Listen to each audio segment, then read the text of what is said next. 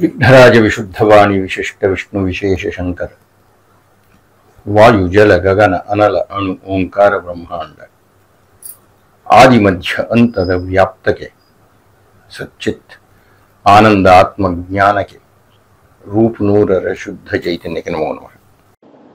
ಶ್ರೀ ಗುರುಭ್ಯೋ ನಮಃ. ನಮಸ್ಕಾರ ಗುರುಗಳೇ. ನನ್ನ ಹೆಸರು ರವಿಶಂಕರ್ ಅಂತ, ಮೈಸೂರಿಂದ ಮಾತಾಡ್ತಾ ಇರೋದು. ಈ ವ್ಯಕ್ತಿಯ ವರ್ಷದಲ್ಲಿ ಓನ ಮಾಸಿಕಗಳು ಅಂತಲೂ ಮಾಡ್ತಾರೆ. ರೆಗ್ಯುಲರಾಗಿ ಮಾಡುವಂಥ ಮಾಸಿಕ ತಿಂಗಳು ಮಾಡುವಂಥ ಮಾಸಿಕ ಜೊತೆಗೆ ಓನ ಮಾಸಿಕ ಅಂತಲೂ ಮಾಡ್ತಾರೆ. ಈ ಓನ ಮಾಸಿಕದ ವಿಶೇಷತೆ ಏನು? ಪ್ರತಿ ತಿಂಗಳು ಮಾಡುವಂಥ ಮಾಸಿಕಕ್ಕೂ ಮತ್ತು ಓನ ಮಾಸಿಕಕ್ಕೂ ಇರೋ ವಿಶೇಷತೆ ಡಿಫ್ರೆನ್ಸು ಏನು? ಮತ್ತು ಇನ್ನೊಂದೇನು ಅಂದರೆ, ಅದಕ್ಕೆ ಓನ ಮಾಸಿಕ ಮಾಡಬೇಕಾದ್ರೆ ಕೆಲವು ನಕ್ಷತ್ರಗಳು ಬೆಳ್ಜ ಇರುತ್ತೆ, ಕೆಲವು ದಿನಗಳು ಬೆಳ್ಜ ಇರುತ್ತೆ, ಮತ್ತು ಕೆಲವುದು ಕಂಡೀಷನ್ಗಳಿದೆ ಅಂತ ಹೇಳ್ತಾರೆ. ಅದು ಏನು ಅಂತ ದಯಮಾಡಿ ತಿಳಿಸ್ಕೊಡಿ. ರವಿಶಂಕರ್, ನಮಸ್ಕಾರ. ನೀವು ಕೇಳಿದ ಊನಮಾಸಿಕ ಇತ್ಯಾದಿಗಳ ಬಗ್ಗೆ ಉತ್ತರವನ್ನು ಕೊಡ್ತಾ, ಮೊದಲನೆಯ ಭಾಗದಲ್ಲಿ ನಾವು ಸಾಯಲಿರತಕ್ಕ ವ್ಯಕ್ತಿ ತನ್ನ ಸಾವು ಸಮೀಪಿಸುತ್ತಿದೆ ಅಂತ ಪರಿಭಾವಿಸಿದ ವ್ಯಕ್ತಿ ಏನು ಮಾಡಬೇಕು ಅನ್ನುವುದನ್ನು ಕುರಿತು ನಾವು ನಮ್ಮ ಹಿಂದಿನ ಸಂಚಿಕೆಯಲ್ಲಿ ಹೇಳಿದ್ದೀವಿ. ಅದು ಬಹಳ ಸ್ವಲ್ಪ ದೀರ್ಘ ಆಯಿತು ಅಂತ ಕೆಲವರು ಹೇಳಿದರು. ಅದರಿಂದ ಈ ಸಲ ಸ್ವಲ್ಪ ಕಡಿಮೆ ಹೇಳಲಿಕ್ಕೆ ಪ್ರಯತ್ನ ಪಡ್ತೀನಿ. ವ್ಯಕ್ತಿ ಸತ್ತೋಗ್ತಾನೆ. ಸತ್ತ ಮೇಲೆ ಆತನಿಗೆ ಕರ್ಣಮಂತ್ರ ಅಂತ ಹೇಳ್ತಾರೆ, ಉತ್ಕ್ರಾಂತಿ ಗೋದಾನ ಅಂತ ಕರೀತಾರೆ. ಸಾಯೋದಕ್ಕಿಂತ ಮುಂಚೆ ಏನಾದರೂ ಪ್ರಾಣ ಹೋಗದೆ ಇದ್ದಾಗ, ಒದ್ದಾಡ್ತಾ ಇದ್ದಾಗ, ಹಾಗೂ ವಿಷ್ಣು ಪಾದೋದಕ ಅಂತ ಕೊಡ್ತಾರೆ, ಗಂಗೆಯ ತೀರ್ಥವನ್ನು ಕೊಡ್ತಾರೆ, ಇತ್ಯಾದಿ ಇತ್ಯಾದಿ ಎಲ್ಲ ಕರ್ಮಗಳನ್ನು ಮಾಡ್ತಾರೆ. ಅಂತೂ ಆತನ ಪ್ರಾಣ ಹೋಗುತ್ತೆ. ಕೆಲವು ಕ್ರಮಗಳಿದೆ. ಆ ಕ್ರಮಗಳಿಗೆ ಅನುಗುಣವಾಗಿ ಆ ಶವವನ್ನು ತೆಗೆದುಕೊಂಡು ಹೋಗಿ ದಹನ ಮಾಡ್ತಾರೆ. ಈ ದಹನ ಕ್ರಿಯೆಯ ಕ್ಷಣದಿಂದ ಶುರುವಾಗುತ್ತೆ.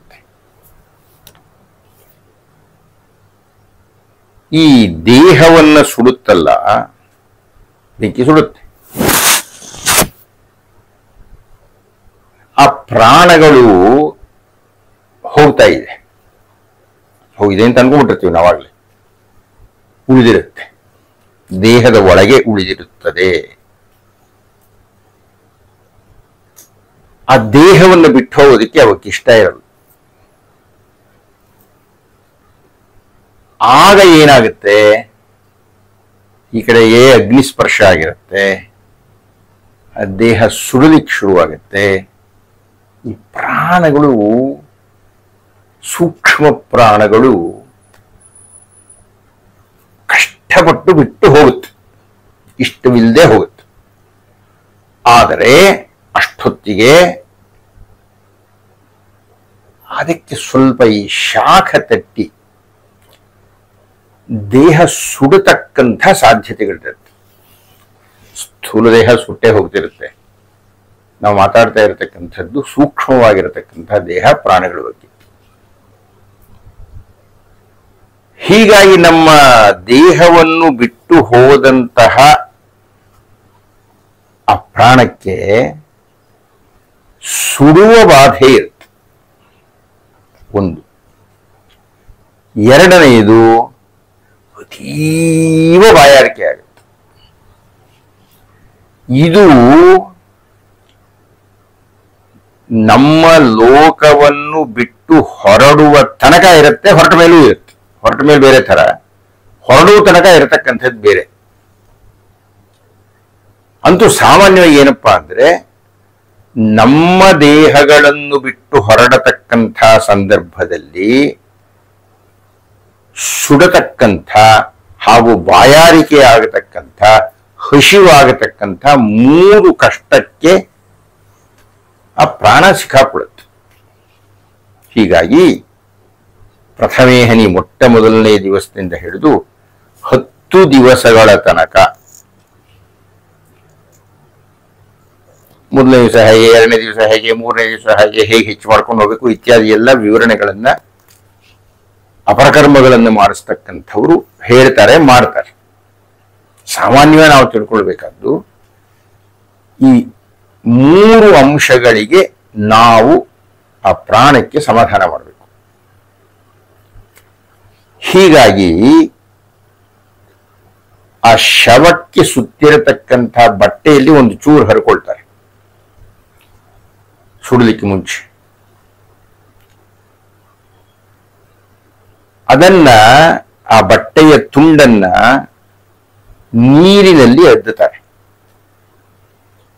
ಮತ್ತು ಸ್ಮಶಾನದಿಂದ ಒಂದು ಕಲ್ಲನ್ನ ತಗೊಂಡು ಬರ್ತಾರೆ.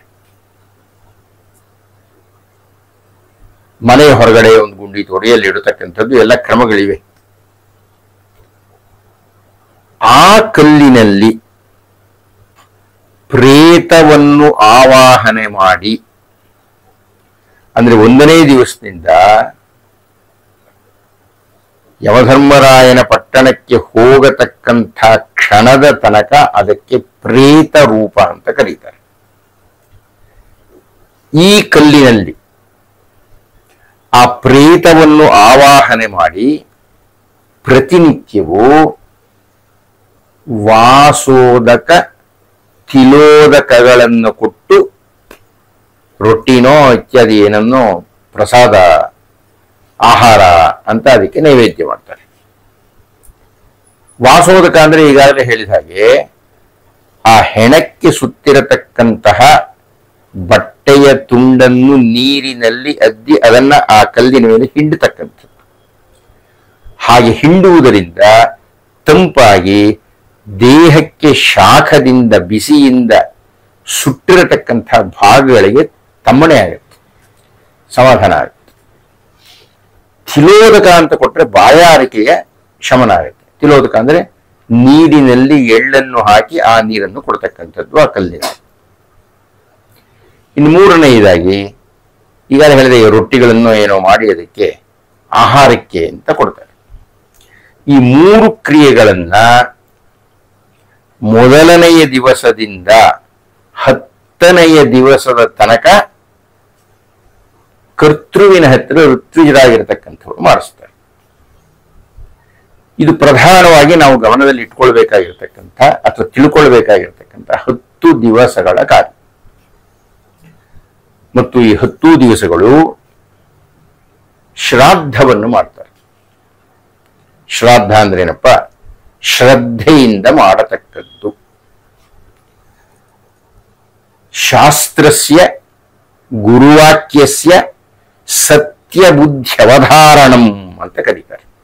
ಶ್ರದ್ಧೆ ಅಂದ್ರೆ ಶಾಸ್ತ್ರಸ್ಯ. ಈಗ ನಾನು ಹೇಳ್ತಾ ಇದ್ದೀನಿ, ನಾನು ಹೇಳ್ತಾ ಇಲ್ಲ, ಶಾಸ್ತ್ರದಲ್ಲಿ ಇರತಕ್ಕಂಥದ್ದನ್ನ ಹೇಳ್ತಾ ಇದ್ದೀನಿ. ನಾನು ಹೇಳ್ತಾ ಇರತಕ್ಕಂಥ ಈ ಶಾಸ್ತ್ರಕ್ಕೆ ಗುರುವಾಕ್ಯಸ್ಯ, ಗುರುಗಳಾಗಿರತಕ್ಕಂಥವರು ಇಂಥದ್ದೇನಾದರೂ ಹೇಳಿದರೆ ಸತ್ಯಬುದ್ಧಿ ಅವಧಾರಣೆ, ಅದರೊಳಗೆ ಅವ್ರು ಹೇಳ್ತಾ ಇರತಕ್ಕಂಥದ್ದು ಸತ್ಯ ಅಂತ ಒಪ್ಪಿಕೊಳ್ಳಬೇಕು. ಒಪ್ಪಿಕೊಂಡು ಈ ಕಾರ್ಯಗಳನ್ನು ಮಾಡಬೇಕು. ಅದನ್ನೇ ಶ್ರದ್ಧೆ ಅಂತ ಈ ಕಾರ್ಯ ಅಲ್ಲ, ಯಾವುದೇ ಕಾರ್ಯವನ್ನು ಮಾಡಿದ್ರು ಶ್ರದ್ಧೆ ಅಂದ್ರೆ ಅರ್ಥ ಏನಪ್ಪಾ ಅಂದ್ರೆ ಈ ರೀತಿಯಾಗಿ ನಂಬತಕ್ಕಂಥದ್ದು, ಶಾಸ್ತ್ರದಲ್ಲಿ ಹೇಳಿರ್ತಕ್ಕಂಥದ್ದು, ಶಾಸ್ತ್ರವನ್ನು ಅಧ್ಯಯನ ಮಾಡಿರತಕ್ಕಂಥ ಗುರುಗಳು ಹೇಳಿರ್ತಕ್ಕಂಥದ್ದು ವಿಷಯದಲ್ಲಿ ಸತ್ಯ ಅಂತ ತಿಳ್ಕೊಂಡು ಕ್ರಿಯಾಶೀಲರಾಗತಕ್ಕಂಥದ್ದು. ಆ ಶ್ರದ್ಧೆ ಎನ್ನತಕ್ಕಂಥದ್ದು ಅತ್ಯಂತ ತೀವ್ರವಾಗಿರಬೇಕಾದ್ದು ಶ್ರಾದ್ದದಲ್ಲಿ.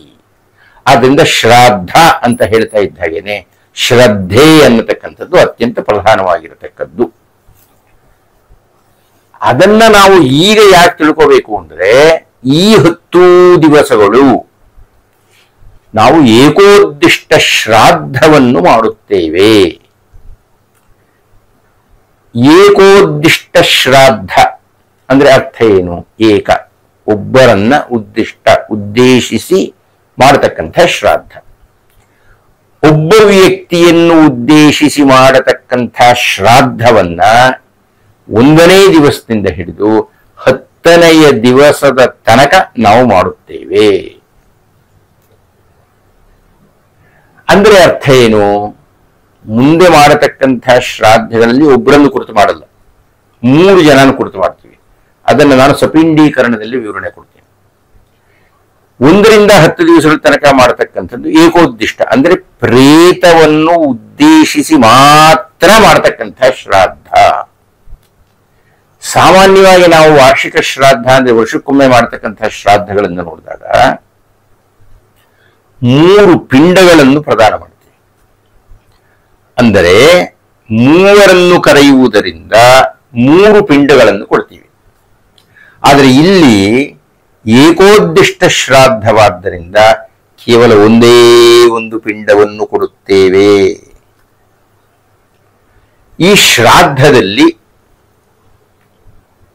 ಯಾವ ಬ್ರಾಹ್ಮಣರು ಭಾಗವಹಿಸುವುದಿಲ್ಲ. ಯಾಕೆ ಅಂದರೆ ಕರ್ತೃವಿಗೆ ಸೂತಕ ಇರುತ್ತೆ, ಆ ಸಂದರ್ಭದಲ್ಲಿ ಶವ ಸಾನ್ನಿಧ್ಯ ಇರುತ್ತೆ, ಆ ಸಂದರ್ಭದಲ್ಲಿ ಪ್ರೇತ ಸಾನ್ನಿಧ್ಯ ಇರುತ್ತೆ. ಆ ಪ್ರೇತದ ಸಂಪರ್ಕಕ್ಕೆ ಬಂದು ಅಲ್ಲಿ ಆ ಸ್ಮಶಾನದಲ್ಲಿ ಯಾರೇ ಊಟ ಮಾಡ್ತಾರೆ, ಆದ್ದರಿಂದ ಯಾವ ಬ್ರಾಹ್ಮಣನೂ ಸಿದ್ಧನಾಗುವುದಿಲ್ಲ. ಅದು ಕಾರಣ ಬ್ರಾಹ್ಮಣನ ಬದಲು ದರ್ಭೆಯಲ್ಲಿ ಆವಾಹನೆ ಮಾಡಿ ಏಕೋದ್ದಿಷ್ಟ ಶ್ರಾದ್ದದಲ್ಲಿ ಪಿಂಡಕ್ಕೆ ನೇರವಾಗಿ ಪಿಂಡವನ್ನ ಪ್ರದಾನ ಮಾಡಿಬಿಡ್ತಾರೆ. ಆಮೇಲೆ ಇದನ್ನೆಲ್ಲ ಸಂಗ್ರಹಿಸಿ ಬೇರೆ ಕ್ರಮದಲ್ಲಿಯೂ 11 ದಿವಸಗಳಿಗೆ ಸಂಬಂಧಪಟ್ಟಂತ ಮತ್ತೆ ಏಕೋದ್ದಿಷ್ಟ ಶ್ರಾದ್ದವನ್ನೇ ಮಾಡ್ತಾರೆ. ಇರಲಿ, ಅಂತೂ 1ರಿಂದ 10 ದಿವಸಗಳು ಪ್ರತಿಯೊಂದು ದಿವಸಕ್ಕೂ ಒಂದೊಂದು ಅಧಿಕ ಪ್ರಮಾಣದ ವೃದ್ಧಿಯನ್ನು ಮಾಡುತ್ತಾ, ಈ ಉದಾಹರಣೆ ನಮ್ಮ ಮೊದಲನೇ ದಿವಸ 1 ಅರ್ಘ್ಯ ಕೊಡ್ತೀನಿ ಅಂತಂದ್ರೆ 2ನೇ ದಿವಸ 2 ಅರ್ಘ್ಯ ಕೊಡ್ತೀನಿ, 3ನೇ ದಿವಸಕ್ಕೆ 3 ಅರ್ಘ್ಯ ಕೊಡ್ತೀನಿ. ಆ ರೀತಿಯಾಗಿ ಅಧಿಕ ಮಾಡಿಕೊಳ್ಳುತ್ತಾ ಬರ್ತಾರೆ. ಈ 10 ದಿವಸಗಳಲ್ಲಿ ಏನಾಗುತ್ತೆ ಅಂದ್ರೆ ಆ ಪ್ರೇತ ಅನ್ನತಕ್ಕಂಥದ್ದು ದೇಹವನ್ನು ಪಡೀತಾ ಹೋಗುತ್ತೆ. ಹಸ್ತ ಪ್ರಮಾಣೇನ ಒಂದು ಹಸ್ತ ಅಂದ್ರೆ ಒಂದು ಅಂಗೈ ಅಗಲದ ಈ ಪ್ರಮಾಣದ ದೇಹವನ್ನು ಅದು ಗಳಿಸುತ್ತೆ. ಯಾವುದು ಸೂಕ್ಷ್ಮ ಪ್ರಾಣಗಳು ಸ್ಥೂಲ ದೇಹ ಹೋಗಿರೋ ಕಾರಣದಿಂದ ಮತ್ತು ಅಲ್ಲಿಂದ 1 ವರ್ಷ ನಡ್ಕೊಂಡು ಹೋಗ್ಬೇಕಾದ್ರಿಂದ ಈ ಪ್ರಮಾಣದ ದೇಹವನ್ನು ಪಡೆಯುತ್ತೆ. ಪ್ರತಿನಿತ್ಯ ತಲೆ, ಕೊರಳು, ತೋಳು, ಹೊಟ್ಟೆ, ಜಘನ ಈ ರೀತಿಯಾಗಿ ವೃದ್ಧಿ ಮಾಡಿಕೊಂಡು 10ನೇ ದಿವಸಕ್ಕೆ ಪೂರ್ಣ ಪ್ರಮಾಣದ ದೇಹ ಬರುತ್ತೆ. ಅದಕ್ಕೆ ಮೊದಲನೇ ದಿವಸ ಕೇವಲ ತಲೆ ಅಂತ ಬಂತು ಅಂತ ಇಟ್ಕೊಳ್ಳೋಣ. ಅದಕ್ಕೆ ಬೇಕಾಗಿರಬಹುದಾದಂತಹ ವೃದ್ಧಿಗೆ ಬೇಕಾದ ಆಹಾರ ಸ್ವಲ್ಪ ಇರುತ್ತೆ. 2ನೇ ದಿವಸಕ್ಕೆ ಜಾಸ್ತಿ ಬೇಕಾಗುತ್ತೆ, 3ನೇ ದಿವಸಕ್ಕೆ ಜಾಸ್ತಿ ಆಗುತ್ತೆ. ಹೀಗೆ ದಿವಸದಿಂದ ದಿವಸಕ್ಕೆ ಆಹಾರ ಕೊಡತಕ್ಕದ್ದು ಜಾಸ್ತಿ ಆಗ್ತಾ ಹೋಗ್ಬೇಕಾಗುತ್ತೆ. ಅಂತೂ 10ನೇ ದಿವಸದ ಹೊತ್ತಿಗೆ ಪ್ರೇತ ಶರೀರ ಸಂಪೂರ್ಣವಾಗಿ ರೂಪುಗೊಳ್ಳುತ್ತದೆ. ಈಗ ಅದು ಪ್ರಯಾಣಕ್ಕೆ ಸಿದ್ಧ ಆಗುತ್ತೆ. ಇಷ್ಟೂ ದಿವಸಗಳು, ಇನ್ನೂ 2 ದಿವಸಗಳು, ಮುಂದೆ ಹೇಳ್ತೀನಿ ಅದನ್ನ, ಇನ್ನೂ 2 ದಿವಸಗಳು ಆ ಪ್ರೇತ ಅನ್ನತಕ್ಕಂಥದ್ದು ಸ್ಮಶಾನದಲ್ಲಿಯೋ ಅಥವಾ ಕರ್ತೃವಿನ ಮನೆಯ ಹತ್ತಿರವೋ ಅಥವಾ ಊರಿನ ಗಡಿಯ ಹತ್ತಿರವೋ ಕಾಯ್ತಾ ಇರುತ್ತೆ.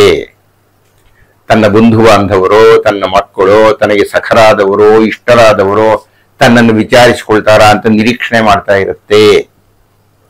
ಅದಕ್ಕೋಸ್ಕರವೇ ಕೊನೆಯಲ್ಲಿ 10ನೇ ದಿವಸ ಧರ್ಮೋದಕ ಅಂತ ಕೊಡ್ತಕ್ಕಂಥದ್ದು. ಬಂಧು ಬಾಂಧವರೆಲ್ಲ ಬಂದು ಅದಕ್ಕೆ ಪ್ರದಾನ ಮಾಡ್ತಕ್ಕಂಥದ್ದು.